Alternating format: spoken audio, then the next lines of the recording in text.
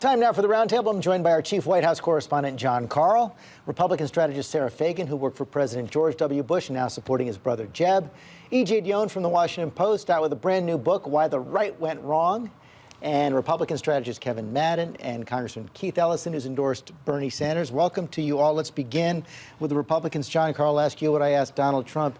Is it now a two-person race between Trump and Cruz? Well, it sure looks like that way, absolutely, in Iowa. But, George, I have to say, when Ted Cruz came out with this New York values attack, it looked like it was a gaffe. Trump had a great moment in the debate. But what's it done since? It has driven everybody back to that interview 20 years ago with Tim Russert, where Donald Trump says he is pro-choice, pro-gays in the military, and does it citing the fact that he is from New York, not from Iowa. It may have been a masterstroke by Ted Cruz. Do you think, because it's clear now that these guys are going to go at it for the next 2 weeks in Iowa, who's going to get the better of this exchange?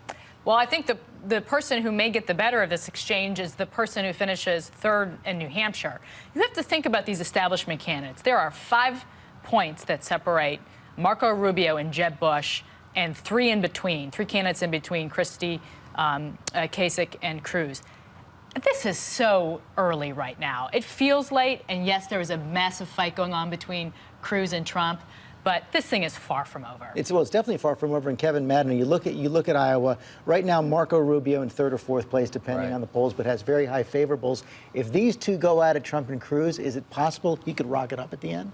I still think that Iowa is probably a race right now between Cruz and Trump. And I think one of the really interesting things, to John's point, is, I expected that they would drop the New York values attack. But the biggest risk for Trump right now is, so far in this race, nobody's been on the attack, and none of the information about him has felt like it's been new. This feels like it's new at a time for a lot of voters that are making up their mind in these last 14 days before the caucuses that the idea of a New York liberal could be their nominee. This would start to work. That may be true, Keith Ellison, but so far everyone who's tangled with Trump has gone down. New York liberal, Trump, news to me. Well, let me tell you, I think I have to stand back and say they're all anti-immigrant. They all have tried to divide us based on religion, and I think it bodes well for the Democratic candidate. I support Bernie, but any Democratic candidate who can compare him or herself with these guys, as ugly as their behavior's been, it's a good thing. Let me bring that over to EJ, because the Republican establishment appears, and you talk to them a lot, you do your reporting, appears to be coming around to the idea that one of these two could really be the nominee and not their first choice. It's amazing, and I think what it speaks to is the transformation of the Republican Party that I talk about in the book. I think, the party's made promises to conservatives they couldn't keep about shrinking government, rolling back cultural change. A lot of working class Republicans are mad because they voted for the party, haven't gotten much out of it. Trump is the revenge of those voters.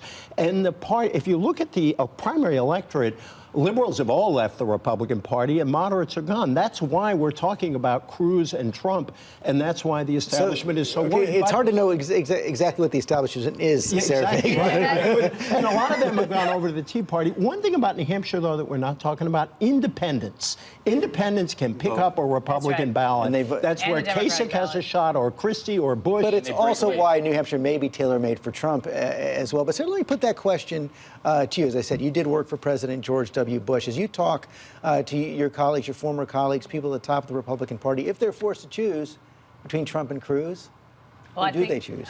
They would, I think, support Ted. I say to my I think it's a tough call, by the way. I think they would rather see Donald Trump. Ted is a brilliant he's a brilliant man. He can be very abrasive. People who've worked with him all will tell you that. But we also forget that, outside the Beltway, people don't know any of this. What they see is a young, rock-ribbed conservative who's very articulate on issues that they care about. And people inside the Beltway get caught up in the personalities and the cocktail parties. And I don't think that's really going to matter to the average primary voter. But you did see that, Kevin, this week, Speaker Ryan choose Nikki Haley to give the response for the Republican Party governor of South Carolina. And she did have that very direct shot at Donald Trump.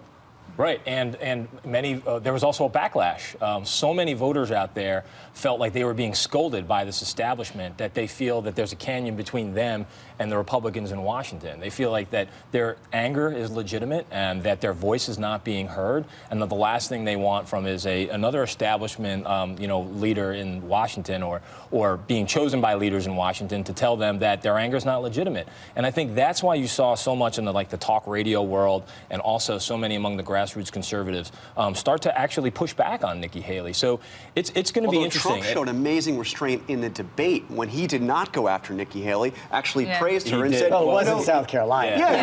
But that was discipline and restraint. That Right. It looked like He's more and more polished as a result. But I think Kevin made a really excellent point earlier when he talked about Ted Cruz introducing this New York values argument. I think this was very smart by Ted. It was strategic, and it allows an avenue in which to put forth new information about Donald Trump, of which there is much, of which his record is quite liberal. I want to remind us how southernized the Republican Party is, both in its membership and in its general spirit. New York used to have a lot of Republicans. Democrats in South Carolina tonight, Keith Ellison, we saw from the interviews with Secretary Clinton, Bernie Sanders, they're going to go at it on a lot of different issues tonight. Which is the exchange as a Bernie Sanders supporter you're most concerned about?